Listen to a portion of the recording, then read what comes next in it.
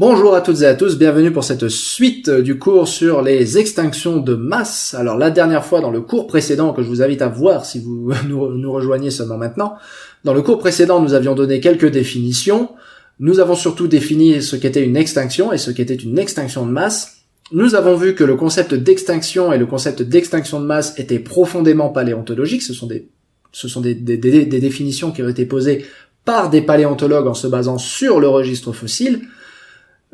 Et aujourd'hui, donc, on va s'intéresser à la question, mais comment est-ce qu'on caractérise une extinction de masse? Et la réponse à cette question, c'est, encore une fois, on va se baser sur le registre fossile des organismes marins avec une coquille dure, donc les invertébrés, ou ici, par exemple, ce que je vous montre, ce sont les foraminifères.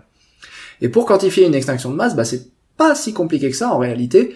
C'est vous allez mettre la biodiversité sur l'axe horizontal, vous allez mettre le temps en axe vertical. Alors ce temps, ça peut être des unités de temps plus ou moins arbitraires, ou ça peut être juste un pas de temps régulier, hein, c'est pas un problème en réalité quelle quantification du temps vous allez mettre sur cet axe-là. Alors ici, par exemple, ils ont mis les étages géologiques et ils les ont divisés en pas de temps plus ou moins réguliers. Si on a une bonne datation, si on a des datations assez fiables, on peut utiliser un pas de temps régulier, autrement on peut juste utiliser des étages géologiques. Ça se fait aussi. Et donc à travers le temps, on va finalement tracer des traits, et ces traits ici représentent en fait l'espace entre la première et la dernière occurrence d'un taxon donné. Donc généralement, ça va être un genre ou une famille. Comme je vous l'ai dit précédemment, on n'utilise pas l'espèce. On n'utilise pas les espèces, parce que généralement, ce qui va arriver, c'est que les espèces vont être assez mal définies. Ce qui va se passer aussi, c'est que ces espèces vont être représentées par un seul spécimen. Des fois, ça peut arriver que des espèces soient représentées que par une petite poignée de spécimens, donc on peut pas vraiment savoir quand est-ce qu'elles sont apparues et quand est-ce qu'elles se sont éteintes. Mais quand on passe à des niveaux taxonomiques plus élevés, comme par exemple le genre et la famille, ce que Rope et Sepkoski ont historiquement utilisé, et bien là, on va avoir un assemblage de fossiles, un registre fossile de ces genres et ces familles qui va rassembler plusieurs espèces et qui du coup va être plus facile à tracer en fait. Et on va donc avoir les premières et dernières occurrences de ces genres et de ces familles qu'on va pouvoir tracer sur un diagramme de cette façon. Et ça, c'est la matière brute qui est utilisée par les paléontologues pour quantifier les extinctions de masse. Ou du moins pour quantifier les extinctions et voir si ces extinctions sont massives. Donc ici, par exemple, vous avez les foraminifères, vous avez quelques images de foraminifères pour vous illustrer. Et ici, vous avez la limite entre le Crétacé en dessous et le Paléogène au-dessus, ou Maastrichtien et Paléocène si vous préférez. Et donc cette limite entre le Crétacé et le Tertiaire, c'est celle qui a lieu il y a 66, c'est l'événement qui a lieu il y a 66 millions d'années. Et comment est-ce qu'on va déterminer que c'était une extinction de masse? Eh bien, on va regarder la dernière occurrence des espèces qu'on trouve dans le Maastrichtien, donc à la fin du Crétacé, et on va voir si cette dernière occurrence chez ces genres, en réalité pas des espèces, mais bel et bien chez ces genres de foraminifères, donc des protozoaires à coquille dure qui vivent dans les océans, on va voir si elles coïncident en fait, s'il y a une coïncidence de ces extinctions avec cette limite. Et donc là, on voit bel et bien que la dernière occurrence de la plupart de ces foraminifères a bel et bien lieu quasiment sur une même ligne, dans un même intervalle de temps, supposément rapide, qui a pris peu de temps. Mais encore une fois, on est un peu esclave en fait des datations qu'on va donner ici. Alors ici, c'est même pas des datations qu'on a d'ailleurs, là c'est juste une épaisseur de roche. Et c'est ce que je vous disais dans le cours précédent, la plupart du temps, ce qu'on a, c'est juste une épaisseur de roche, on n'a pas de date claire. Et en réalité, peu importe, si cette épaisseur de roche est suffisamment fine pour qu'on puisse dire que ça s'est passé rapidement, généralement on va conclure qu'il y a extinction de masse. Donc là, on a des fins d'occurrence, une coïncidence dans la fin des occurrences de plein de foraminifères, on peut faire l'hypothèse d'une extinction de masse. Je dis fin d'occurrence et pas extinction parce qu'en réalité, on n'est pas sûr que ces dernières occurrences soient des extinctions. Si ça se trouve, les foraminifères ont juste migré ailleurs, mais encore une fois, on fait l'hypothèse raisonnable que la dernière occurrence dans le registre fossile correspond aussi plus ou moins à l'extinction de ces foraminifères. Pour les tétrapodes, ce serait un problème. Si on regardait le registre fossile des dinosaures à la même époque, ce serait un énorme problème, parce que pour les tétrapodes, le registre fossile est tellement mauvais, et tellement biaisé, par un biais de préservation, une préservation qui est très mauvaise pour les espèces terrestres. Il y a très peu d'endroits où une espèce terrestre peut se retrouver fossilisée. On serait très embêté si on faisait ça avec les tétrapodes, parce que on serait pas du tout sûr que la dernière occurrence correspondrait à l'extinction du genre ou de la famille en question. Pour les foraminifères, par contre, on a un registre fossile qui est constitué de milliers, voire de millions d'individus. Donc dans ces cas particuliers-là, on est à peu près sûr que que la disparition dans le registre fossile correspond à l'extinction de l'espèce tout court. Parce que on a un biais de fossilisation dans ce cas-là qui est très très faible. On a vraiment des milliers, des millions d'individus, donc il y a très peu de chances que le dernier individu se soit planqué dans un coin. Voilà. Bon, en tout cas, c'est l'hypothèse qu'on fait. C'est l'hypothèse qu'on fait et on n'a pas le choix. Encore une fois, ce n'est un problème que si on a une solution. Là, on n'a pas le choix. On n'a pas le choix. On part du principe donc que le biais de fossilisation est moindre et que la dernière occurrence correspond à une véritable extinction. Et on a effectivement une extinction ici. Et on a aussi des premières occurrences qui ont lieu juste après. Vous voyez, en espèce de cascade ici que vous voyez là, les premières occurrences qui ont lieu juste au-dessus de cette ligne d'extinction en fait. Et ces premières occurrences, encore une fois, on fait l'hypothèse qu'il s'agit de l'apparition de nouvelles espèces.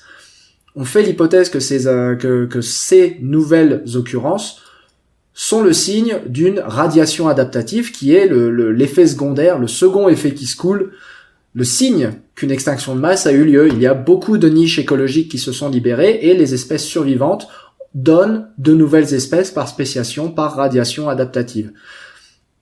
Encore une fois, on n'a pas de moyen de savoir si ces espèces sont pas migrantes, si elles sont pas venues d'ailleurs.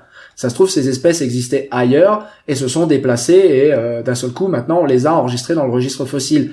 Mais, une fois de plus, ce serait impossible de faire ça avec des vertébrés terrestres parce qu'effectivement, on n'aura jamais un registre fossile suffisamment détaillé pour arriver à déterminer si ces vertébrés terrestres sont apparus ailleurs et ont ensuite migré. Par contre, quand il s'agit d'espèces fossiles de foraminifères, une fois de plus, on a des millions d'individus dans des centaines de localités à travers le monde, pour pas dire des milliers de localités à travers le monde. Il y a très peu de chances que ces trucs-là se soient planqués quelque part sans qu'on les ait vus. Donc on va faire l'hypothèse raisonnable que la première occurrence correspond à un événement de spéciation et qu'il n'y a pas ce qu'on appelle de lignée fantôme en dessous en fait. Lignée fantôme, c'est que l'espèce existait mais qu'on ne la voit pas. Donc on fait l'hypothèse qu'il n'y a pas de lignée fantôme et qu'on a bien des événements de spéciation réels qui ont lieu ici. Et donc là, on a vraiment tous les symptômes ici d'une extinction de masse, à savoir une extinction qui est à peu près contemporaine de beaucoup de taxons et ensuite une radiation adaptative d'espèces qui vont occuper les niches écologiques qui ont été laissées vacantes par ces espèces de foraminifères éteints. Donc maintenant, on va essayer de faire un peu cet exercice par nous-mêmes. Donc je vous invite pour chaque diapo de ce petit exercice à faire pause, si vous le voulez, et à faire les calculs. On va voir comment on quantifie une extinction. Voilà. Et on va utiliser comme exemple l'extinction de la fin du Capitanien, l'extinction fin capitanienne qui n'est pas une extinction de masse, mais qui est une extinction majeure chez les tétrapodes, en l'occurrence. Et là, on s'autorise à le faire. D'une part, parce que j'ai pas envie de vous spoiler, j'utilise une extinction dont on ne va pas parler après, donc une extinction qui ne fait pas partie des Big Five, histoire de pas vous spoiler ce dont on va parler un petit peu après, ce que j'ai déjà plus ou moins fait ici avec l'extinction de la fin du Crétacé. Mais c'est surtout aussi, c'est juste un petit exercice, quoi. C'est tout. Et puis en l'occurrence, ça marche avec l'extinction de la fin du Capitanien parce que elle est documentée dans le Karoo et que dans le Karoo, on a un excellent registre fossile des tétrapodes.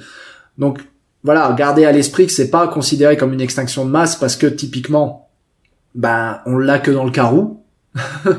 Donc c'est pas extinction de masse. C'est le seul endroit où on la voit, c'est dans le Karoo. On la voit un petit peu en Chine sur les organismes marins, mais c'est tout. Donc c'est pas considéré comme une extinction de masse parce que pour autant qu'on sache, ça reste relativement localisé. Mais ça reste un bon exemple pour s'exercer, quoi. C'est tout. On va pas considérer ça comme une extinction de masse, et c'est précisément pour ça que je le prends comme exemple. Donc, qu'est-ce qu'il nous faut ? Il nous faut un échantillonnage de taxons, enfin de taxa au pluriel, avec leur distribution à travers le temps, ici, le temps qui est représenté, alors, avec des petits intervalles de 1 million d'années. Donc, c'est ce qu'on va utiliser, en fait. On va utiliser des intervalles arbitrairement définis à 1 million d'années. C'est moi qui décide de ces intervalles. Donc, c'est ce que vous voyez représenté. Il y en a un en bleu et un en rouge. C'est moi qui décide de prendre ces intervalles, et quand vous quantifiez les extinctions de masse, vous êtes un peu condamné à prendre des intervalles qui sont arbitraires. Donc par exemple, Rope et Sepkoski ont pris 8 millions d'années. Il n'y a pas de justification réelle à ça, excepté, vous faites avec ce que vous avez, une fois de plus, vous faites avec la résolution que vous avez. À l'époque, dans les années 80, Rope et Sepkoski ont commencé à travailler avec une résolution qui était pas terrible, hein. Je veux dire, 8 millions d'années, c'est pas excellent comme niveau de résolution pour comprendre les extinctions de masse, mais ils ont déjà réussi à voir des choses. Et c'est ça qui est important, c'est en final, c'est pas parce que vous prenez un intervalle une plus haute résolution au niveau de vos intervalles que vous allez avoir un meilleur résultat. C'est juste qu'il faut savoir où vous arrêtez dans vos conclusions quand vous obtenez un résultat avec un intervalle qui est par exemple de 8 ou de 10 millions d'années. C'est tout. Il faut juste être réaliste sur les conclusions qu'on est capable de tirer en fonction des décisions arbitraires qu'on prend.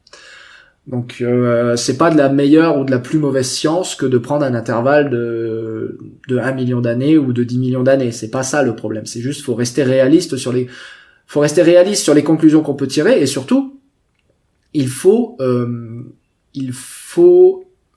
prendre les décisions en fonction des résultats. Enfin, en fonction des questions, pas des résultats qu'on souhaite obtenir, mais en fonction des questions qu'on se pose. Prendre un intervalle de 1 million d'années, si vous souhaitez quantifier les extinctions sur une échelle comme Rope et Sepkoski, de 500 millions d'années, aurez-vous le temps dans une seule vie pour le faire? Voilà. C'est recommencer 500 fois l'expérience. Existe-t-il seulement un registre fossile suffisamment complet pour arriver à quantifier les extinctions à une échelle de 1 million d'années ? Ce registre fossile peut-il être considéré comme étant suffisamment bon à l'échelle globale pour justement ne pas obtenir des artefacts dégueulasses, comme j'en parlais dans le premier épisode? Quand vous avez des endroits où il n'y a pas de fossiles, ça veut pas forcément dire que toutes les espèces se sont éteintes. Ça veut dire que vous avez juste un gap, une lacune dans votre registre fossile. Si vous n'avez pas de préservation, quand vous allez compter votre nombre d'extinctions, ça va compter comme une extinction en réalité. Et comme vous avez zéro préservation, vous avez une extinction qui a l'air d'être une extinction de masse, alors que finalement vous n'avez que un gap, un trou dans votre registre fossile. Donc est-ce que prendre un intervalle de 1 million d'années ne va pas rendre juste votre méthode plus sensible à ce genre de problème que sont les trous dans le registre fossile? Moi je pense que oui. je peux même vous dire que effectivement oui, ça va poser problème. Et que prendre un intervalle du coup de 8 millions d'années, ça vous permet d'enjamber ce genre de problème, et de fait vous obtenez une résolution qui est peut-être un peu plus épaisse, quoi. Vous ne peignez que des lignes un peu grasses, mais au moins vous arrivez à peindre de vraies lignes. Au moins les lignes que vous peignez sont correctes. C'est-à-dire que c'est typiquement un cas, voilà, je pense que je vais pouvoir résoudre ça en une phrase. C'est typiquement un cas où finalement il faut pas confondre précision et justesse. Certes, vous allez gagner en précision en prenant un intervalle plus petit, mais vous n'allez pas forcément gagner en justesse. Parce que vous allez être plus sensible à des biais du registre fossile, vous n'allez pas gagner forcément en justesse. Donc là, on sait déjà les limitations de notre échantillonnage, à savoir qu'ici, on n'est que dans un seul bassin, le bassin du Karoo en Afrique du Sud, donc on n'est pas à échelle globale. Donc on sait que quelles que soient les extinctions qu'on va voir, elles ne seront pas massives, mais ça, c'est juste quelque chose avec lequel on doit faire la paix, en fait, dès le départ. On sait qu'on ne va répondre à aucune question d'extinction de masse en étudiant cet intervalle-là, à cet endroit-là en particulier. Voilà, c'était juste ça. Ne jamais confondre précision et justesse. On ne gagne pas en justesse en augmentant forcément on ne gagne pas forcément, oui, en justesse en augmentant la précision. C'est pas forcément vrai. Et au contraire, je pense que Rope et Sepkoski ont eu raison de prendre un intervalle un peu gras de 8 millions d'années, parce que justement, ça leur a permis d'avoir une vision assez juste des extinctions de masse. Mais encore une fois, on va en parler une fois que justement on aura fait le tour de toutes ces méthodes de quantification des extinctions de masse et de leurs limitations justement. Et la première de ces limitations, c'est que déjà on doit choisir un intervalle, et que cet intervalle est choisi pas au pif. Encore une fois, tout dépend de la question que vous vous posez, mais cet intervalle est choisi en fonction de la résolution qui vous est permis par la connaissance géologique à un instant T, à un endroit E, je sais pas comment on dit, mais bref. Vous êtes limité dans vos connaissances, vous êtes limité dans la résolution que vous êtes capable de prendre. Ici, on est capable de s'offrir une résolution à 1 million d'années, c'est ce qui vous est représenté là. Donc on va se servir d'une résolution à 1 million d'années, ça va nous permettre de voir exactement ce que moi je veux que vous voyez. Donc on choisit un intervalle de temps, pas forcément au pif, mais au moins de façon arbitraire, et on va du coup commencer à quantifier notre extinction. On a un événement d'extinction qui a été hypothétisé à cet endroit-là, et on veut voir justement jusqu'à quel point l'extinction a été sévère sur nos vertébrés du carou, que sont les thérapsides et aussi les parareptiles que vous voyez là. Alors, on va regarder déjà le nombre d'extinctions, et on va pour cela quantifier le nombre de genres et de familles, donc pas d'espèces, encore une fois, le nombre de genres et de familles qui s'éteignent dans un des intervalles qu'on a définis, comme je le disais, a priori et de façon totalement arbitraire. Donc dans cet intervalle rouge là, si vous comptez le nombre de lignes à l'intérieur, peu importe si les lignes sont en pointillé, peu importe si les lignes s'interrompent au milieu de l'intervalle, on s'en fiche de ça. On va juste compter le nombre de lignes, donc le nombre d'occurrences qu'il y a dans notre intervalle. Donc là, si vous comptez 1, 2, 3, 4, 5, 6, 7, 8, 9, 10, 11, 12, 13, vous pouvez mettre l'image pour voir comment je compte, voir que je me fiche totalement de si les lignes sont en pointillé ou si elles s'interrompent ou pas. Si vous comptez de cette façon-là, comme je viens de le faire, vous en comptez 40.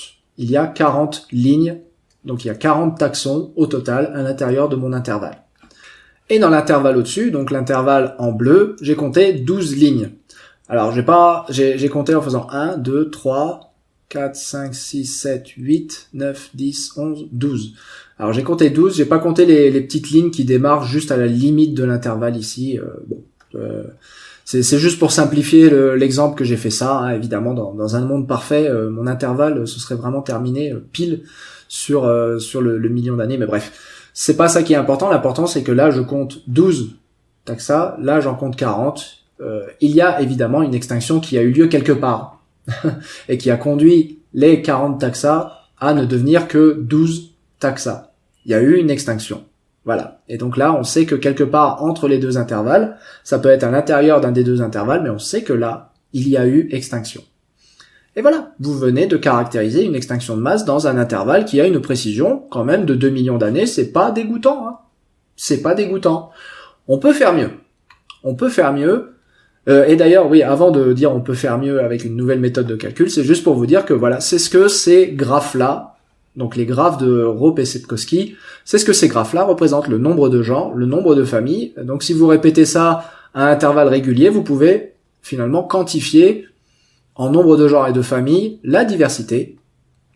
Et cette diversité finalement va vous montrer que des fois, il y a des gros crashs de biodiversité en termes de nombre de genres et de nombre de familles. C'est exactement ce que Rope et Sepkoski ont fait. C'est une approche, vous voyez, ça a l'air tout bête et ça a l'air passionnant. Enfin, ça ressemble pas à de la science qui envoie les fusées sur la Lune. On est bien, c'est ce qu'on appelle de la rocket science en anglais. Ça pète pas trois pattes à un canard, mais mine de rien, c'est exactement ce que Rope et Sepkoski ont fait, et c'est exactement de là que vient le concept de Big Five, en fait. Les 5 grandes extinctions de masse, c'est exactement comme ça que Rope et Sepkoski les ont vues, en comptant les genres dans des intervalles. Et ça vous donne des courbes comme ça. Alors évidemment, il y a des limitations évidentes, il y a des problèmes. La limitation évidente, c'est que si jamais vous avez un intervalle ici où vous avez l'extinction et vous avez un intervalle au-dessus où vous avez votre votre radiation adaptative qui a lieu très rapidement au-dessus de l'intervalle de l'extinction, bah en fait, il se peut que vous comptiez 40 taxa ici, mais que déjà à l'intervalle supérieur, il y ait 40 espèces qui aient déjà réévolué. Et donc vous aurez finalement un changement complet, un renouvellement complet de la faune qui aura lieu entre vos deux intervalles, mais vous n'arriverez pas à le compter. Et ça fait partie des grosses limitations de cette méthode de calcul. C'est que si vous avez un remplacement complet de la faune, bah vous ne le verrez pas comme une extinction. Et ça va être un problème récurrent dans la quantification des extinctions, et on en reparlera un petit peu après. C'est que vous ne pouvez pas vous contenter d'une approche quantifiée des extinctions. C'est impossible. Enfin, c'est pas impossible, mais c'est trop risqué. Vous risquez de vous tomber dans tout un tas de biais. Et le premier de ces biais, bah, c'est que si vous avez un renouvellement complet et très rapide de la faune, bah, vous ne verrez pas ça comme une extinction si vous vous contentez des nombres, justement. Et puis, il y a aussi l'effet des spéciations. C'est-à-dire que ici, vous voyez, on démarre de zéro. Alors, on démarre de zéro et on arrive à plus de 800 familles. Et ici, on démarre de 0 genre et on arrive à presque 1500 genres. C'est une méthode de calcul en fait qui est très sensible au phénomène de spéciation, c'est-à-dire qu'on s'attend effectivement à ce que la biodiversité parte de 0 et que les spéciations mènent le nombre d'espèces à un nombre élevé que les spéciations en l'occurrence, ça va mener à un nombre de genres élevé au bout d'un moment. Donc le phénomène de spéciation, qui est une conséquence attendue du phénomène d'évolution des espèces, augmente la biodiversité, et du coup, cette augmentation de la biodiversité, en fait, vous ne la corrigez absolument pas par cette méthode-là. Vous ne la corrigez absolument pas, et ce qui fait qu'en fait, cette extinction ici, l'extinction de la fin du Crétacé, finalement, mène à un pic qui est beaucoup moins bas que l'extinction, par exemple ici, de la fin de l'Ordovicien, alors même que pourtant, vous voyez qu'on démarre de beaucoup plus haut et on atterrit beaucoup plus bas ici. Alors que là, à la fin de l'Ordovicien, on démarre de pas très haut et on atterrit de toute façon pas très haut. Donc en fait, cette extinction, l'extinction de la fin du Crétacé ici, a l'air beaucoup plus sévère que l'extinction de la fin de l'Ordovicien, et pourtant, on pourrait passer à côté parce que justement le niveau de spéciation était beaucoup plus élevé. Donc c'est ça le truc en fait. Et là, inversement, l'extinction de la fin du Trias qui amène le nombre de genres très très bas, qui est presque aussi bas que lors de l'extinction Permien-Trias. Cette extinction de la fin du Trias, elle démarre de beaucoup plus bas, donc au niveau de sa sévérité. En fait, elle a eu un effet très important dans le sens où, comme à l'extinction de la fin du Permien, la biodiversité a failli à lécher le bord zéro de la courbe, mais pourtant elle démarrait déjà de beaucoup plus bas. Donc finalement, sa sévérité a l'air d'être presque exagérée visuellement par rapport à sa sévérité réelle. Donc il y a plusieurs problèmes avec cette approche-là, et c'est pour ça qu'on va avoir une approche qui va être qui va aussi compter finalement le nombre d'extinctions plutôt que de compter la diversité, et d'obtenir ce genre de graphe. On va compter au lieu de ça le nombre d'extinctions. Donc au lieu de compter le nombre de taxons, c'est-à-dire le nombre de lignes à l'intérieur de nos intervalles, on va compter le nombre de lignes qui s'interrompent vers le haut à l'intérieur de l'intervalle. Alors pas les lignes qui s'interrompent vers le bas comme celle-là. Cette ligne qui s'interrompt vers le bas, en fait, c'est une première occurrence. Donc là, on a la première occurrence, on a une nouvelle espèce qui s'ajoute. Donc ça, c'est pas une extinction. On va ne compter que les espèces qui s'interrompent vers le haut, c'est-à-dire les espèces dont on a la dernière occurrence. Et donc là, si on compte, on a 1, 2, 3, 4. Alors pareil, on se fiche totalement que ce soit des pointillés ou pas. 1, 2, 3, 4, 5, 6, 7, 8, 9, 10, blablabla. Et une fois qu'on a tout compté, on obtient 30. Donc on a 30 extinctions pour l'intervalle rouge, et si on prend l'intervalle bleu juste au-dessus, on a une seule extinction. Moi j'ai compté cette extinction-là comme étant une extinction. Celle-là a lieu juste en marge de mon intervalle, donc je l'ai pas compté dedans, mais vous pouvez la compter dedans, c'est pas grave. Vous aurez 2 extinctions. Ce qui, comparé aux 30 extinctions de l'intervalle précédent, est très peu. Donc, on a un peu raffiné, en fait, notre image qu'on avait tout à l'heure, où ici, on savait que quelque part entre les 2 intervalles, il devait y avoir une extinction, puisque le nombre d'espèces diminuait, enfin, le nombre de genres, pardon. On est au niveau du genre ici, donc le nombre de genres diminuait. Et là, on a un petit peu raffiné notre approche parce que justement, maintenant, on sait que c'est dans l'intervalle rouge qu'il y a le plus d'extinction. Donc, on a raffiné notre approche. Et quand on ajoute à ça, enfin, quand on fait une division du coup du nombre d'extinctions sur le nombre de taxons, donc quand on combine finalement les deux méthodes, on obtient un taux d'extinction. Donc là, une extinction sur 12 taxons au total, ça fait un taux d'extinction de 8% dans l'intervalle bleu. Et là, un taux d'extinction, enfin, un nombre d'extinctions de 30 sur 40 taxons au total présents dans l'intervalle rouge, ça nous donne un taux d'extinction de 75%. Et là, on obtient un beau pourcentage d'extinction. On a un taux d'extinction grâce à, en combinant finalement ces deux méthodes, ces deux approches de la quantification des extinctions. C'est important parce que justement, dans certains intervalles, vous allez avoir c'est important en fait de finir avec des pourcentages parce que justement le nombre d'extinctions, si vous vous arrêtez sur le nombre d'extinctions, en fait, dans l'intervalle bleu, vous pourriez vous rendre compte assez rapidement qu'il risque pas d'y avoir des masses d'extinction puisque de base, il n'y a pas grand monde qui vit dans l'intervalle bleu. Vous voyez que la diversité dans l'intervalle bleu, elle est pas mirobolante non plus. Donc vous risquez pas d'avoir plus d'extinction que de nombre d'espèces qui vivent déjà durant l'intervalle bleu. Et à l'inverse, dans l'intervalle rouge, vous avez beaucoup plus de genres. À chaque fois, je dis espèces, mais c'est évidemment genre. Vous avez beaucoup plus de genres qui vivent dans l'intervalle bleu, dans l'intervalle rouge, pardon. Mais donc vous ne vous attendez pas à avoir un nombre d'extinctions qui soit faible au final, puisqu'il y a déjà de base beaucoup de taxons qui vivent dans l'intervalle rouge. Alors s'ils survivent tous, tant mieux. Mais sachant qu'il y en a déjà beaucoup de base, vous attendez aussi à beaucoup d'extinctions parce que l'extinction est un fait de la vie, j'ai envie de dire. Les espèces finissent toujours par s'éteindre au bout d'un moment. C'est ce qu'on appelle le bruit de fond des extinctions. Donc on ne s'attend pas non plus à avoir quand il y a beaucoup de taxons dans un intervalle, on ne s'attend pas à un nombre d'extinctions faible. C'est pour ça que c'est important de faire des pourcentages. Et c'est pour ça que c'est important de faire un pourcentage sur le nombre de taxons total dans chaque intervalle pour obtenir du coup un pourcentage d'extinction, un taux d'extinction. Donc c'est assez logique au final, hein. C'est pas là encore une fois, on n'est toujours pas sur de la science qui envoie les fusées sur la Lune. C'est juste un taux d'extinction tout bête, le nombre d'extinctions sur le nombre de taxons au total. Et quand Rope et Sepkoski ont fait ça, ça vous a donné ce diagramme qui est très très très connu, qui, comme vous le voyez, comparé au précédent où vous aviez une augmentation, hein, qui était finalement l'augmentation de la biodiversité au cours du temps, ce diagramme est beaucoup plus plat, donc il est beaucoup moins sensible aux événements de spéciation, et on a encore une fois les Big Five qui ressortent très nettement dans cette nouvelle approche. Les Big Five ressortent très très nettement, mais par contre on a encore une sensibilité à certains biais, et notamment une sensibilité aux biais de fossilisation. On a toujours cette sensibilité aux biais de fossilisation, et notamment la sensibilité au Lagerstadt, c'est-à-dire quand vous avez beaucoup de taxons préservés dans un tout petit intervalle, généralement un seul site d'ailleurs. Quand vous avez beaucoup de taxons préservés dans un seul site, comme le Burgess par exemple, vous voyez ici Burgess ressort, hein. Ça c'est Burgess, ouais. Enfin Burgess et Shenyang, ils sont là. Ce sont des sites uniques où on trouve une énorme diversité. Et dans l'intervalle suivant, il n'y a pas de Lagerstadt, donc il n'y a pas de diversité, donc vous avez...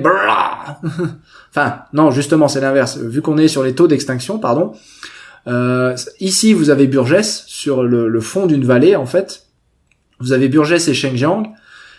Si je me trompe pas, ouais, bon, ça doit être par là. Et donc là, bim, une fois que Burgess et Shenyang sont passés et que vous êtes dans un intervalle où il n'y a pas de Lagerstadt, là, vous avez un taux d'extinction qui crève le plafond, alors qu'en fait vous n'avez pas extinction, vous avez juste biais de préservation. Donc c'est la philosophie en fait que le biais de préservation va créer des intervalles où en fait vous n'aurez pas de Lagerstadt, et quand vous n'avez pas de Lagerstadt, ça va ressembler à une extinction, donc ça va ressembler à un pic d'extinction, alors qu'en fait c'est pas une vraie extinction, c'est juste que vous n'avez pas de préservation. Et on sait que la faune de Burgess survit à Burgess en fait. Shenyang a exactement la même faune que Burgess et était avant Burgess, et après Burgess on retrouve encore des éléments de la faune de Burgess jusqu'à très très tard dans l'histoire de la vie. Donc On sait que cette faune, c'était pas un instantané, en fait. On sait qu'elle ne s'est pas éteinte à la fin de l'intervalle représenté par Burgess. Donc ce sont des biais de fossilisation et rien d'autre. Et donc ce que vous voyez là, ces deux pics-là, ce sont pas des vraies extinctions, c'est juste une absence de Lagerstätte. Et le problème, c'est qu'au Cambrien, on est très très très dépendant des Lagerstätte dans notre connaissance du registre fossile. Au Cambrien, le Cambrien c'est tellement vieux, c'est 500 millions, plus de 500 millions d'années, comme vous voyez là. Le Cambrien c'est tellement vieux que on est très dépendant en fait de préservation exceptionnelle pour comprendre ce qui s'y passait. Et le Cambrien c'est aussi tellement vieux que vous avez assez peu d'organismes à coquilles comparé à plus tard. Le squelette est le squelette aussi bien interne que externe, donc la coquille, est inventé au Cambrien. Donc il y a très peu d'animaux finalement qui ont un squelette interne et externe, interne ou externe au Cambrien. Les poissons typiquement, ils ont un squelette interne au Cambrien, mais il n'est pas encore ossifié, donc il y a très très peu de préservation par exemple des poissons. Bon, ceci dit, encore une fois, on ne s'intéresse qu'aux protozoaires et aux invertébrés marins. Donc pas aux vertébrés. Mais tout de même, ça fait partie de ces biais justement qu'on s'attend à trouver dans le Cambrien et qu'on trouve effectivement dans le Cambrien et qui, avec cette méthode de calcul, les taux d'extinction ressort énormément comparé justement à ce qui se passe quand on ne fait que compter la diversité en termes de nombre. Ceci étant dit, encore une fois, on retrouve des pics de diversité suivis par des crashs de diversité qui sont artefactuels au niveau de, même en comptant justement le nombre de genres ou de familles. Donc c'est des biais qui existent.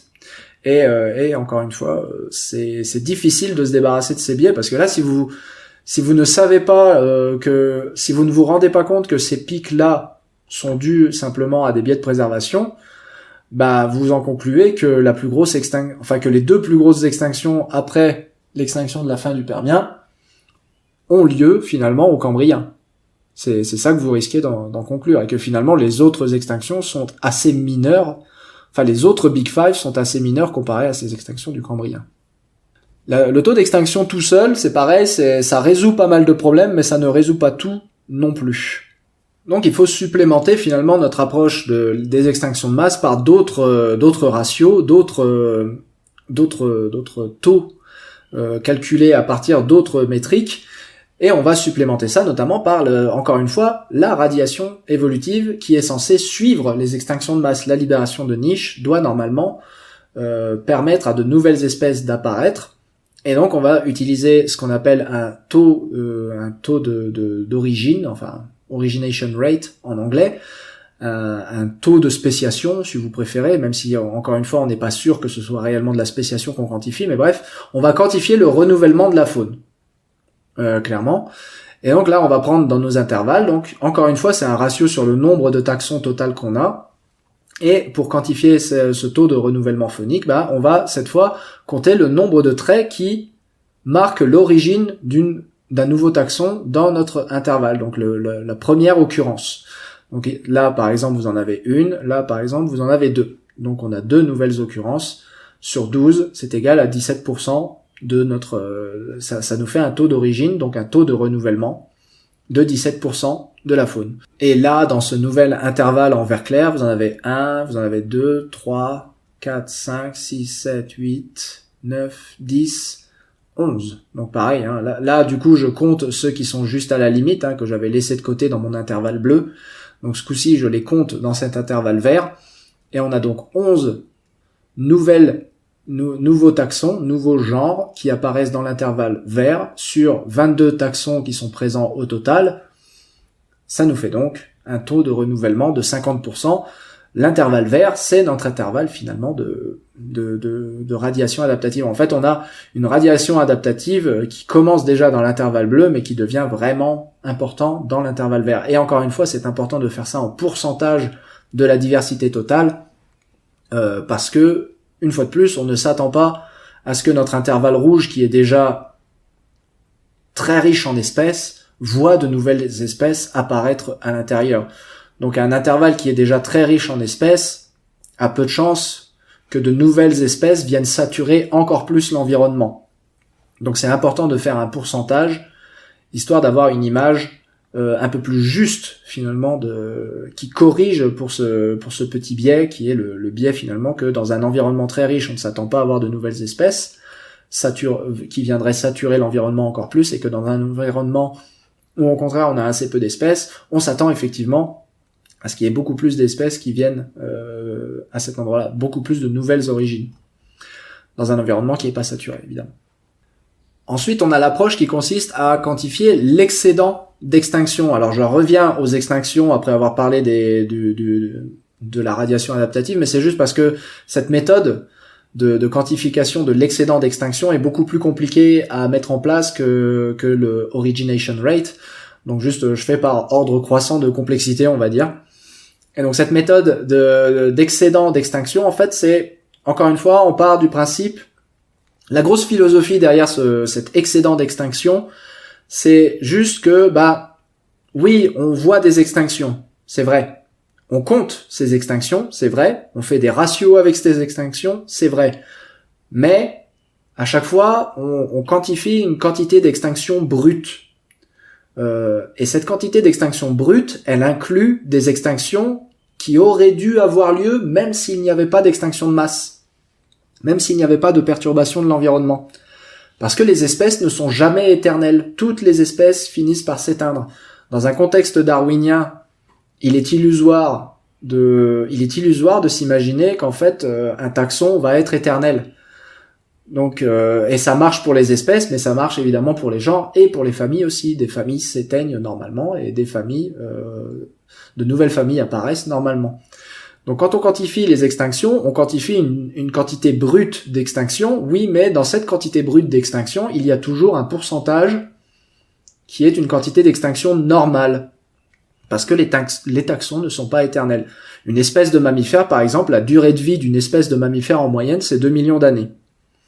Donc au bout de 2 millions d'années, on ne s'attend pas à ce qu'une espèce reste dans le décor pendant plus de 2 millions d'années. Et on ne s'attend pas à ce qu'une espèce résiste au registre fossile sur une épaisseur supérieure à 2 millions d'années.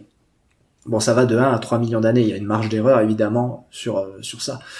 Mais bref, donc ce qu'on va définir du coup, ça va être un bruit de fond des extinctions, ce qu'on appelle le background extinction rate, un bruit de fond des extinctions, qui est en fait la quantité d'extinction qui devrait normalement avoir lieu, de manière générale, dans un intervalle donné. Donc ce bruit de fond des extinctions, il existe plein de façons de le définir, et la façon de le définir, par exemple pour les espèces modernes, est assez complexe, mais en gros, pour les espèces modernes, les espèces de mammifères modernes, c'est une espèce par année, par million d'années, qui est censée s'éteindre. Donc vous n'avez que une espèce par an. Chez les mammifères, vous n'avez qu'une espèce qui s'éteint par an, par tranche de millions d'années. Donc avec 5000 espèces vivant aujourd'hui, ça nous fait normalement une espèce censée s'éteindre tous les 200 ans chez nous. Enfin en tout cas sur les derniers 200 ans, on aurait dû perdre qu'une seule espèce. Par exemple, c'est ça le bruit de fond c'est ça le bruit de fond de l'extinction des mammifères, c'est la prédiction de la quantité d'espèces qui auraient dû s'éteindre s'il ne s'était rien passé, s'il n'y avait pas eu de perturbation. Donc on aurait dû perdre qu'une seule espèce de mammifères en 200 ans. Or, on a perdu, sur les derniers 400 ans, on a perdu plus de 89 espèces. Donc je vais ramener à 200 ans, ça fait beaucoup plus que ce qu'on aurait dû perdre. Donc on a perdu beaucoup plus d'espèces de mammifères que ce que le bruit de fond prédisait. On a perdu plus d'espèces de mammifères que ce que le bruit de fond des extinctions nous prédisait. Et c'est exactement ça que vous voyez sur ce graphe. Donc vous avez les années, de 1500 à maintenant. Vous avez le bruit de fond d'extinction ici. Donc ça, c'est ce qu'on aurait dû perdre en quantité d'espèces. Et voici ce qu'on a réellement perdu pour les mammifères. Vous voyez là, c'est cette courbe-là en bleu. Là, c'est ce qu'on a perdu. Donc on était déjà sur un niveau hyper élevé d'extinction, déjà dans les années 1500, mais en plus depuis les années 1800, ça a augmenté assez drastiquement. Donc on est effectivement sur un excédent d'extinction, c'est exactement ça qu'on quantifie. On est sur un excédent d'extinction au niveau des extinctions de mammifères. Alors dans notre graphe, ce serait un peu compliqué, dans notre graphe sur la crise capitanienne, ce serait un peu compliqué à quantifier. puisque je vous ai pas donné, je crois pas que quelqu'un ait jamais fait un calcul du taux d'extinction, enfin du background extinction rate chez les thérapsides et chez les faunes du Permien de manière générale. Mais en gros, si vous preniez une valeur moyenne en fait du taux d'extinction sur tous les intervalles là qu'on pourrait définir, on aurait probablement une valeur d'extinction moyenne de l'ordre de peut-être 20 ou 40%, voilà, parce que c'est quand même, vous voyez qu'il y a quand même beaucoup de lignes qui s'interrompent. Donc, admettons, on aurait un taux d'extraction moyen d'à peu près 30%. Voilà. Bon, je dis ça au pifomètre, hein, très honnêtement. Sur la totalité des intervalles, en faisant une moyenne, voilà, on aurait un taux d'extinction d'environ 30%. Donc, on aurait effectivement ici, là, dans l'intervalle bleu, on aurait un taux d'extraction inférieur au taux moyen d'extinction, donc on aurait moins d'extinction que prévu, et avec 75% ici, on serait très au-dessus du taux d'extinction prévu. Donc cette approche de l'excédent d'extinction, en fait, c'est une approche qui permet de corriger un biais qui est notamment de quantifier trop d'extinction, plus d'extinction que prévu, en fait. Ça évite justement, par exemple au Cambrien, ça évite de tomber dans le piège au Cambrien d'avoir des crashs de biodiversité, alors même que c'est pas un vrai crash de biodiversité qui a lieu. Mais bon, ça demande aussi d'avoir une résolution en termes de connaissance de ce qui se passe dans le registre fossile qui est gigantesque, et globalement cet excédent de taux d'extinction, je l'ai rarement vu appliqué autre part que dans le Cénozoïque. Voilà. Donc là, par exemple, pour le Permien, ça s'applique très très peu. Et puis pour terminer, on peut parler du taux de survie.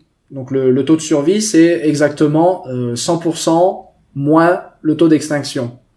Donc si on le calcule ici, et là en termes graphiques, ça voudrait dire en gros calculer qui en fait arrive à la fin d'un intervalle. Donc quelle ligne arrive jusqu'à la fin de nos intervalles. Donc par exemple ça, c'est pas de la survie. Vous voyez ce petit point là.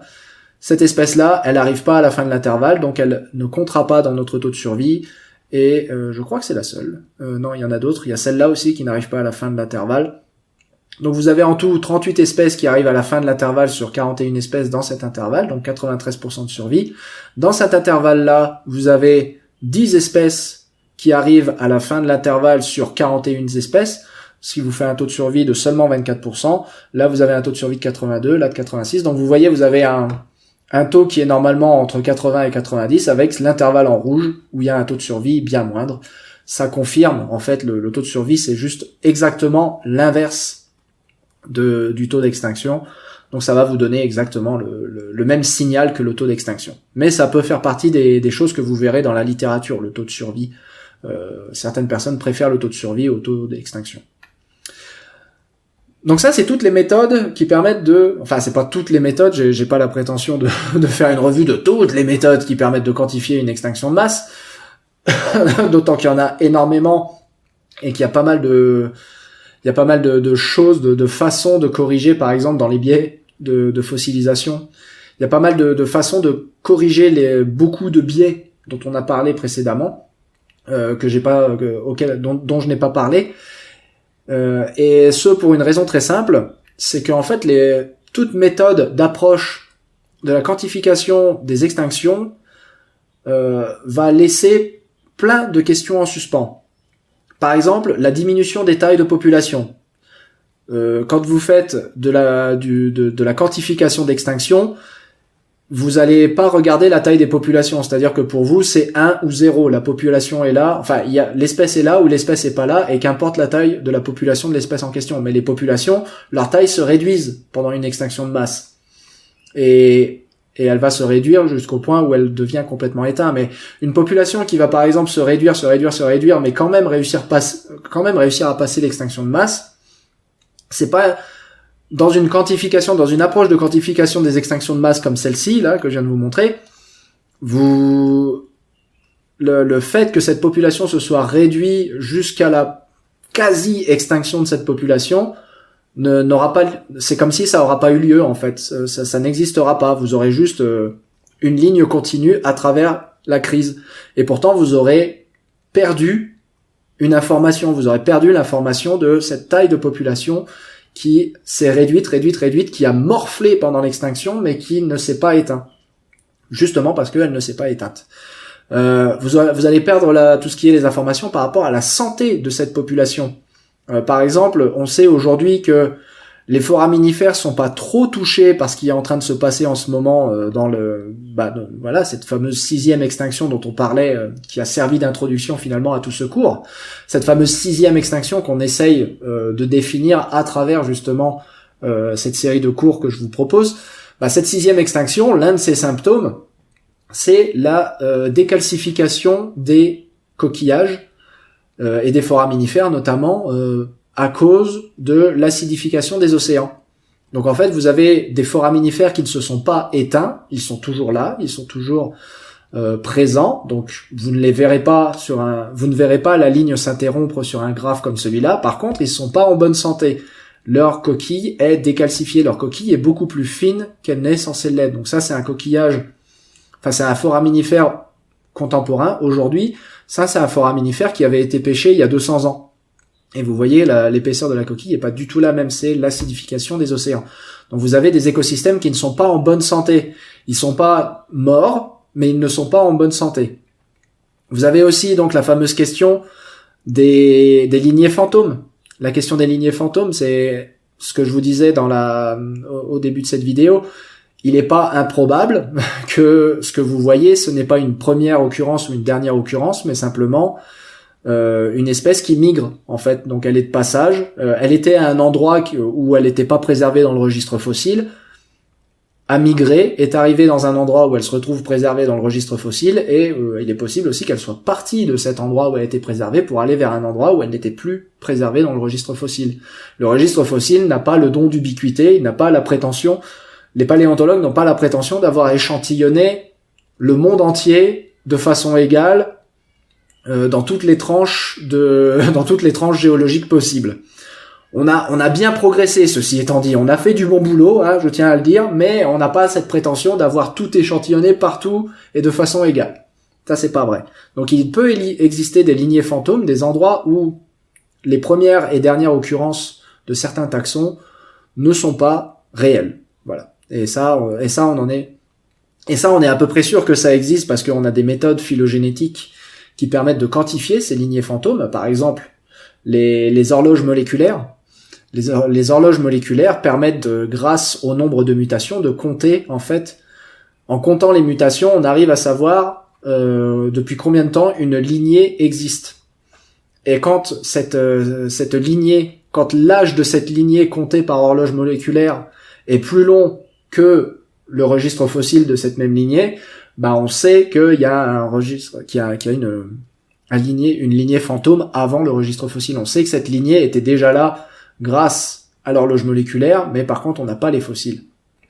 Donc bon, ces lignées fantômes, elles existent, elles ont une réalité. Voilà, c'est juste ça que je veux dire. Et le problème, c'est qu'on on n'est pas capable de corriger pour ça. Enfin si, il y a des moyens de corriger pour ça, et le problème, c'est que quand on corrige pour ça, je vais vous montrer, c'est la prochaine slide. Donc quand on corrige pour tout ça, c'est la prochaine slide. Mais voilà, tout ça pose la question du coup du registre fossile et de tous les biais de préservation qu'il y a dans le registre fossile, évidemment. Le simple fait que le registre fossile soit le registre fossile est un problème en soi, puisque il est incomplet par définition. Et en plus, j'aurais pu rajouter ça, le problème qu'on n'est pas suffisamment dans le monde à étudier le registre fossile pour de toute façon en avoir une idée complète de tout ce registre fossile. Et il se trouve que quand on corrige pour tous ces biais, et notamment pour le biais des lignées fantômes et pour le biais de la complétude du registre fossile, quand on corrige tous ces biais, on obtient quelque chose à peu près comme ça, où en fait aucune extinction de masse n'est une extinction de masse, et où tout ou presque est une extinction de masse. Parce qu'en plus, je vous ai pas parlé, mais il y a tout un tas de biais statistiques dans les extinctions, enfin dans la quantification, dans la façon dont Rope et Sepkoski ont quantifié la biodiversité dans le passé. Et ce sont des biais statistiques qui ne sont pas typiques au jeu de données de Rope et Sepkoski. Ce sont des biais inhérents à la façon de faire en fait, à la façon d'échantillonner cette biodiversité. Et quand on corrige pour tous ces biais, quand on corrige pour tous ces biais statistiques et pour tous les biais d'échantillonnage et pour tous les biais de fossilisation et toutes les lignées fantômes et tout ça, bah en fait, tout devient une extinction de masse et plus rien ne devient une extinction de masse. Et c'est à peu près ce diagramme-là que vous obtenez, à savoir un diagramme où il y a plus grand-chose qui tient la route en fait. Et si vous êtes familier avec le concept des p-values, hein, donc la significativité statistique, si vous êtes familier avec ce concept, eh bien sachez qu'il n'y a que la limite Permien, enfin il y a que la crise Permien-Trias qui obtient une p-value satisfaisante. Voilà. Le reste, c'est pas des vraies extinctions de masse. Mais ça c'est pas ça, ce n'est vrai que si vous vous contentez d'une méthode quantitative. Or, les extinctions de masse, ce n'est pas que de la quantité. C'est aussi des données qualitatives. C'est aussi des observations de terrain. C'est aussi beaucoup d'autres façons de voir. En fait, il n'y a pas qu'une seule façon de voir qu'une extinction de masse a eu lieu. Voilà. Et certainement pas une méthode quantitative. Et cette façon n'est pas uniquement quantitative. C'est pas le taux d'extinction qui fait l'extinction, en fait. Même si c'est ça que Rope et Sepkoski, à la base, ont échantillonné, et même si c'est ça, à la base, que Rope et Sepkoski ont défini comme étant la ligne directrice de leur définition des Big Five, si vous voulez, une approche purement quantitative des extinctions de masse est vouée à l'échec. Ça, c'est certain. Ce n'est pas le nombre d'extinctions tout seul qui fait l'extinction de masse, c'est pas possible parce que justement, comme je vous le disais, le nombre d'extinctions tout seul considéré, une fois corrigé pour tous les biais statistiques, il ne reste que la limite Permien-Trias. Il ne reste que l'extinction de la fin du Permien, qui résiste finalement à la correction de tous ces biais. Donc une approche purement et ça ne veut pas dire que toutes les extinctions de masse sont fausses, sont des mensonges. Ce n'est pas vrai, ce n'est pas ça. La réalité de ces extinctions de masse, comme je l'avais dit dans la précédente vidéo, elle avait déjà été pointée du doigt par les géologues quand ils avaient divisé la colonne stratigraphique en étages, puisque c'est bel et bien en se basant sur des changements de sédimentation, de la lithologie, mais aussi sur des changements des faunes et des flores, que ces étages avaient été définis, donc sur des événements d'extinction en fait. Même si les géologues ne s'en rendaient pas compte par eux-mêmes, c'est bel et bien des événements d'extinction qu'il y avait entre ces grands changements de faune, de flore et de lithologie aussi. Parce que là, un changement de lithologie, c'est aussi un changement du paléo-environnement qui a conduit à la formation des roches. Donc tout ça, c'était des grands changements qui étaient enregistrés dans le registre fossile, qui avaient déjà été vus par les géologues, et ensuite on leur a donné le nom d'extinction plus ou moins massive, avec l'approche de Rope et Sepkoski. Donc une interprétation purement quantitative du registre fossile pour déterminer ce qu'est réellement une masse d'extinction, ou une extinction de masse ou pas, c'est une approche un peu naïve, c'est une approche insuffisante. Il faut regarder des données qualitatives, il faut regarder la roche, la géologie, motherfucker. Regardez la géologie. Donc, regardons la géologie. Comment observer des extinctions de masse petit 2 ? Il faut regarder la géologie, les changements géologiques. L'exemple le plus flagrant, c'est cette fameuse couche d'argile noire à la limite Crétacé-Tertiaire, la fameuse couche d'argile noire qui marque la limite entre le Crétacé et le Paléogène. On a le droit de dire Crétacé, Paléogène, Crétacé-Tertiaire, me bassinez pas avec de la sémantique. Tant qu'on sait de quoi on parle, on se fiche du nom qu'on lui donne. Je pourrais appeler cette ligne un stylo bille, vous sauriez de quoi je parle à partir du moment où je montre cette photo-là. Cette couche d'argile noire, et les couches d'argile noire de manière générale, sont des marqueurs de crise, puisque c'est généralement des événements anoxiques. Donc anoxique, ça veut dire quand on perd l'oxygène dans l'eau. Quand il n'y a plus d'oxygène dans l'eau, la matière organique ne se décompose plus dans les sédiments, parce qu'il n'y a plus de bactéries, du coup, il n'y a plus d'oxygène. Donc les bactéries ne décomposent plus la matière, enfin c'est pas qu'il y a plus de bactéries, mais comme elles sont obligées de fonctionner en mode anaérobie, elles sont beaucoup moins efficaces.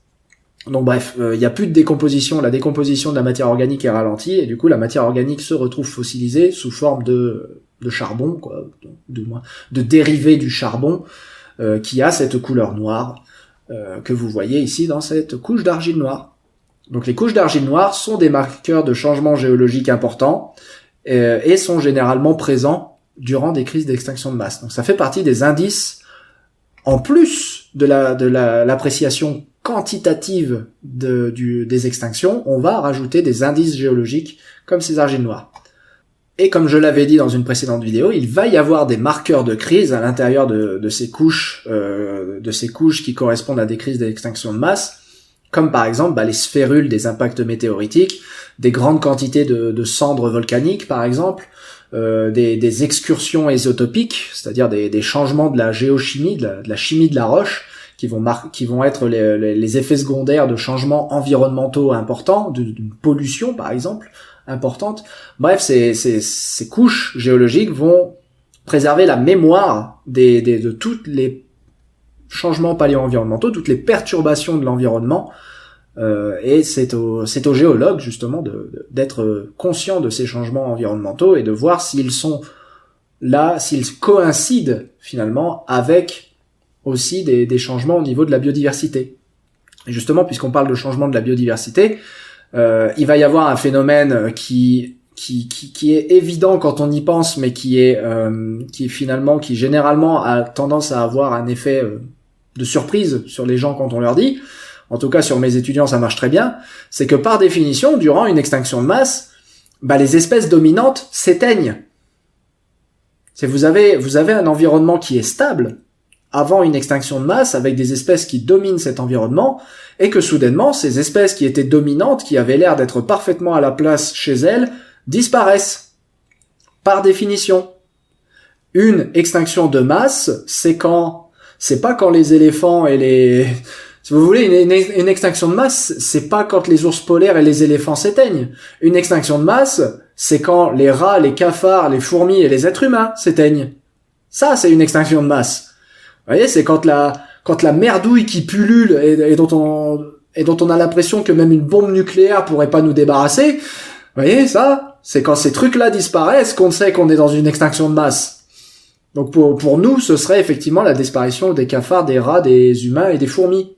Vous voyez, les trucs dont on se demande, mais quelle est l'espèce dominante sur notre planète aujourd'hui? Vous voyez, ces vidéos ces vidéos un peu putaclic sur YouTube qui essaient de vous mind-blowing en vous disant, en fait, l'être humain n'est pas l'espèce dominante de sa propre planète, mais non.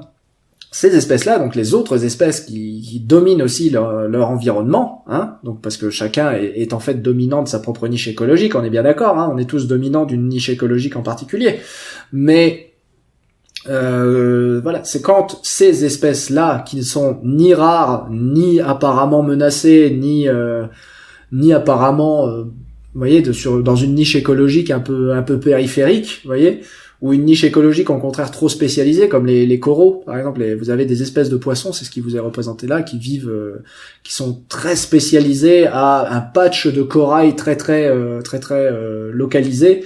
Bien des espèces d'insectes en Amazonie qui ne vivent que sur un seul arbre, ouais, ou sur un seul bosquet d'arbres en particulier. Non, c'est pas la disparition de ces espèces-là qui va être importante. C'est ce qui va être un énorme, ce qui va être visible dans le registre fossile. C'est pas la disparition de ces petites espèces-là, c'est la disparition des trucs qui pullulaient et qui d'un seul coup, pouf, merde, ils sont plus là. C'est exactement ce que je vous expliquais au début de ce cours. Vous avez un environnement stable. Dans le registre fossile, vous allez trouver donc les fossiles d'un environnement stable. Et la couche supérieure, vous allez trouver les fossiles d'un nouvel environnement stable avec des espèces complètement différentes. Et là, vous allez dire, attendez, là, il s'est passé un truc, là. Toutes les espèces dominantes de l'environnement précédent ont été éliminées et ce sont des nouvelles espèces qui les ont remplacées. Et mince, est-ce qu'on n'aurait pas une extinction entre les deux? Avec justement la fameuse radiation adaptative qui a créé ces nouvelles espèces. Voilà, c'est ça le signe biologique d'une extinction de masse, quand les espèces dominantes, bam, disparaissent. Donc par exemple, les crises d'extinction de masse qui ont été les premières à être repérées par les géologues, ce sont les plus visibles, notamment l'extinction des trilobites qui marque la fin du Paléozoïque, de la grande ère du Paléozoïque, l'extinction des ammonites qui marque la fin de la grande ère Mésozoïque, et qui marque le début du Cénozoïque. Donc la division géologique en Paléozoïque, Mésozoïque, Cénozoïque était déjà faite, comme je vous le disais, sur la base d'indices biologiques, notamment la disparition des groupes, des espèces dominantes, les trilobites qui sont largement dominants au Paléozoïque, les ammonites qui sont largement dominantes au Mésozoïque, et qui finissent par disparaître respectivement à la fin du Paléozoïque et à la fin du Mésozoïque. 252 et 66 millions d'années. Donc ça, c'est le signe que vous avez quelque chose de brutal qui est en train de se produire quand les espèces dominantes morflent. Et donc ces changements biologiques, on va les repérer grâce à l'écologie des espèces qu'on regarde. Donc par exemple, vous allez avoir des espèces qui sont typiques d'environnement marin profond, des espèces qui sont typiques d'environnement marin peu profond. Les coraux sont peu profonds par exemple. Les espèces tropicales, les espèces qui vivent en eau froide. Tout ça, on est capable de le repérer dans le registre fossile, notamment grâce au principe de l'actualisme. Si vous trouvez une abalone dans le registre fossile, vous savez que votre eau est relativement froide, par exemple. Si vous trouvez un crinoïde, vous savez que vous êtes dans des eaux relativement profondes. Vous avez des marqueurs qui sont des fossiles marqueurs d'environnement terrestre où les eaux sont du coup soit sont de l'eau douce, soit sont des eaux saumâtres. Donc par exemple les requins du Zambèze ou les requins tigres par exemple. Vous avez vous avez des mollusques d'eau douce et vous avez des brachiopodes d'eau douce. Donc bref, vous avez tout un tas de marqueurs de différents environnements, et évidemment les environnements terrestres avec les tétrapodes, certains vivant dans l'eau, certains vivant dans les hauts pôles, certains vivant dans le milieu sec et ouvert, certains vivant en milieu humide et en forêt. Tout ça, toutes ces espèces, tous ces fossiles vont être des indices de changements biologiques majeurs. Quand vous allez avoir, par exemple, si vous allez avoir des ours polaires à un endroit et soudainement la couche supérieure, vous ne trouvez plus que des espèces qui vivent dans des environnements de savane, vous voyez que là, il y a eu un changement biologique et environnemental majeur. Voilà. C'est que quand vous avez deux couches de roches comme ça qui se superposent, l'une avec des fossiles qui vous indiquent qu'il y avait une glaciation, et la suivante avec des fossiles qui vous indiquent qu'il y avait un environnement de savane chaude, ouais, vous savez qu'il y a un changement majeur qui s'est opéré. Et justement, vous allez pouvoir voir aussi à quel point le changement a été drastique. Si vous avez un milieu de lac, par exemple, si vous avez des hippopotames et que d'un coup vous avez des okapis, donc c'est-à-dire un milieu de forêt tropicale, c'est pas un changement drastique, parce que bon, vous étiez dans un milieu relativement chaud et humide, et vous êtes toujours dans un milieu relativement chaud et humide. C'est juste qu'il y avait un point d'eau, et maintenant le point d'eau a disparu. Ça, c'est pas un changement majeur. Si vous passez des ours polaires à la savane, là, par contre, vous avez un changement environnemental majeur, avec une aridification du climat assez violente, et un réchauffement surtout du climat assez violent. Donc voilà, ça fait partie des indices que les changements que le registre fossile nous donne directement, en direct, de ces crises d'extinction de masse. Et là, vous allez pouvoir utiliser, par exemple, les dinosaures. Voilà, le changement biologique qui consiste à les dinosaures non aviens, évidemment, s'éteignent et les mammifères prennent leur place après, donc la fameuse radiation adaptative. Ça, c'est un changement biologique majeur qui a lieu pendant une extinction de masse. On passe d'un monde dominé par les dinosaures, on arrive à un monde dominé par les mammifères. En tout cas, on passe d'un registre fossile du milieu terrestre, devrais-je dire. On passe d'un registre fossile du milieu terrestre dominé par les dinosaures à un registre fossile du milieu terrestre dominé par les mammifères.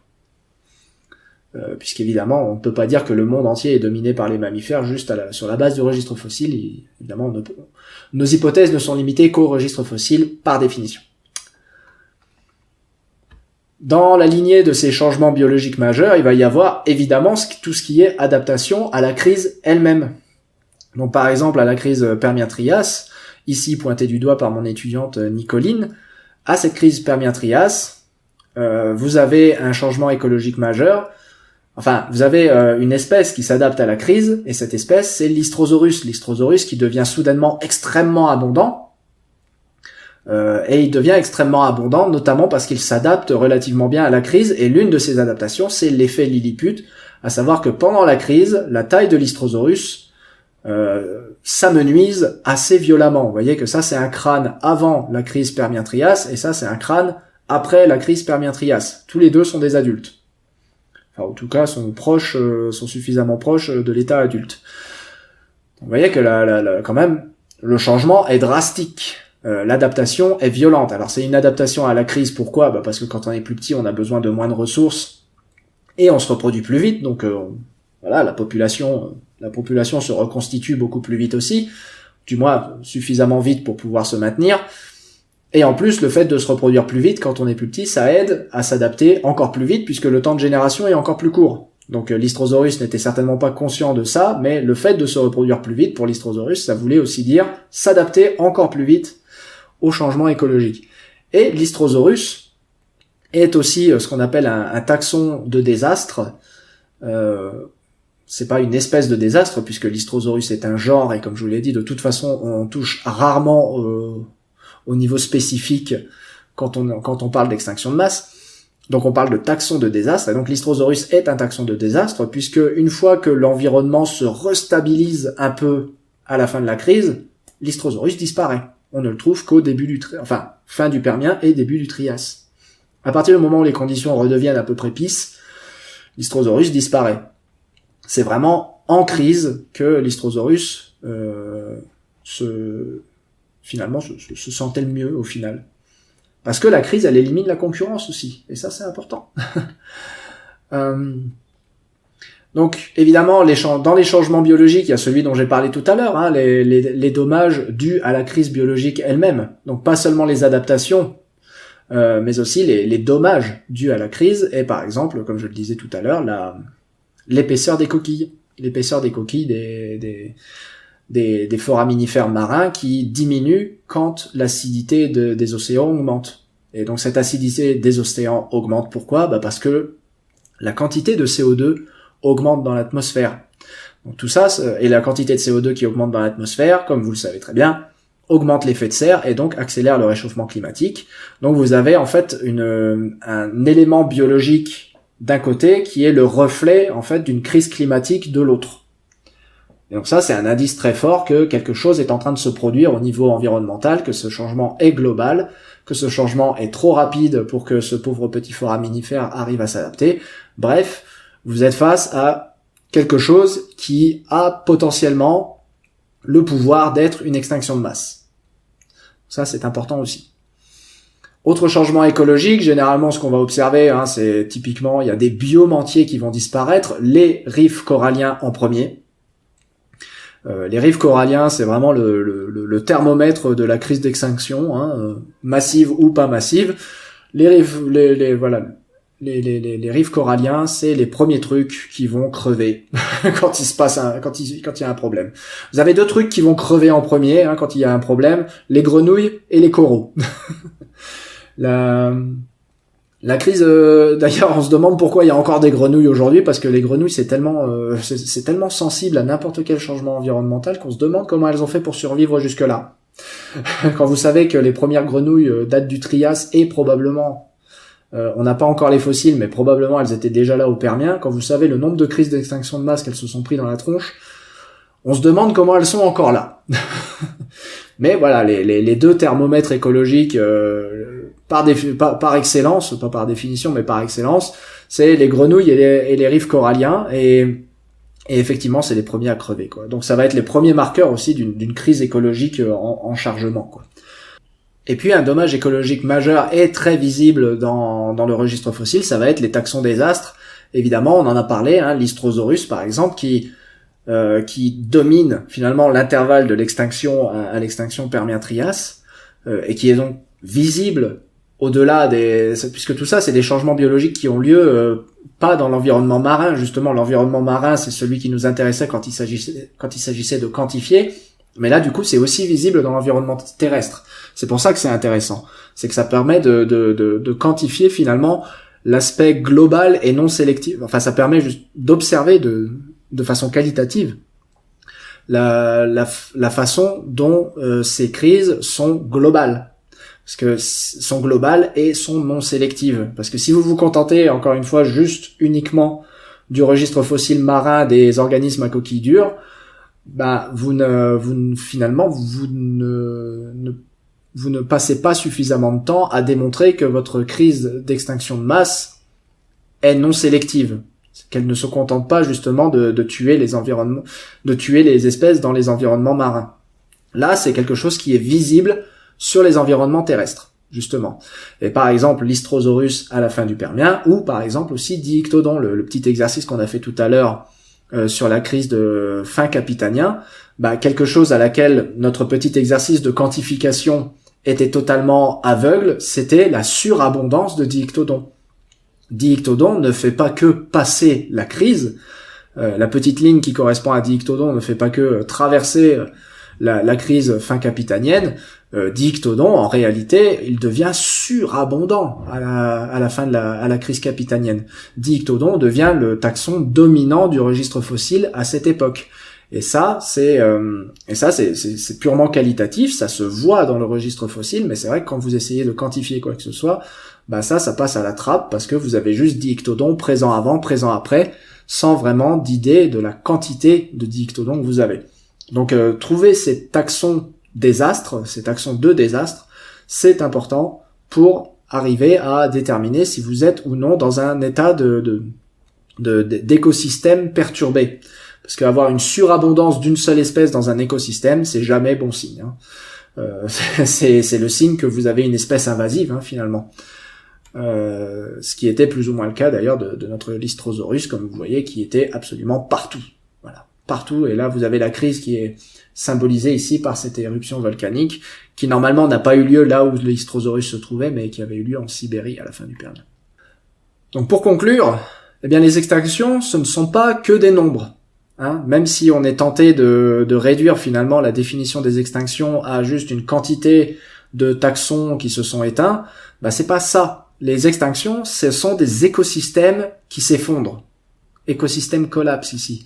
Ce sont des écosystèmes qui s'effondrent. Et ça a pas que des effets quantifiables, ça a aussi des effets qui sont observables et qui ont été préservés dans le registre fossile et qui permettent du coup de dire, là on a vraiment non seulement une perte en nombre d'espèces ou une augmentation d'extinction, enfin une perte en nombre de familles ici, ou une augmentation en termes de taux d'extinction, mais surtout, on a ça qui est associé avec des changements environnementaux qui incluent des taxons désastres, qui incluent des couches d'argile noire, donc une anoxie, qui incluent d'autres preuves de perturbateurs environnementaux. Bref, on a une image entière.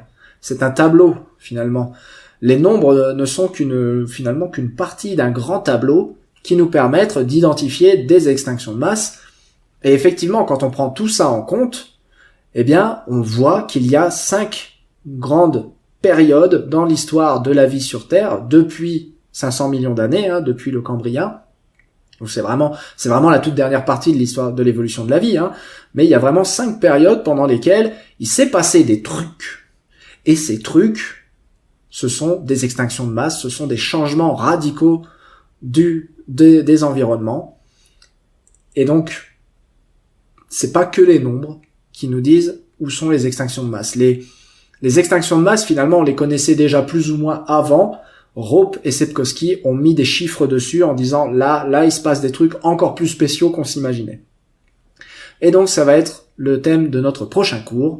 Nous allons d'abord faire une petite overview des possibles causes des extinctions de masse, et nous allons aussi commencer à faire la liste de ces 5 grandes extinctions de masse, leurs effets, leurs dates, leurs possibles causes, leurs effets sur la biodiversité, leurs effets sur l'environnement, et surtout les radiations adaptatives qui ont suivi ces extinctions de masse et qui font tout autant partie des extinctions elles-mêmes.